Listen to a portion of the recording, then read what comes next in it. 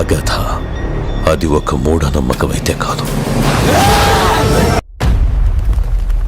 Agatha 2 hours 17 minutesతో థియేటర్లో release అయింది.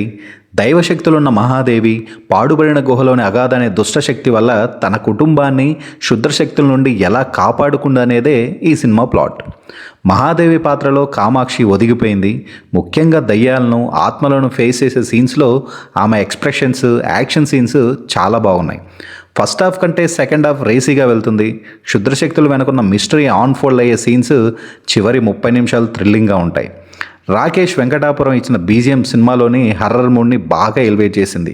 జోవికా విజయ్ కుమార్, శ్రవణ్ రెడ్డి తమ క్యారెక్టర్లో భయపట్టే వేరియేషన్స్ బాగా చూపించారు. సినిమా స్టార్టింగ్లో స్టోరీ చాలా స్లోగా సాగుతుంది. కొన్ని సీన్లు ల్యాగ్ అయిన ఫీలింగ్ అయితే వస్తుంది.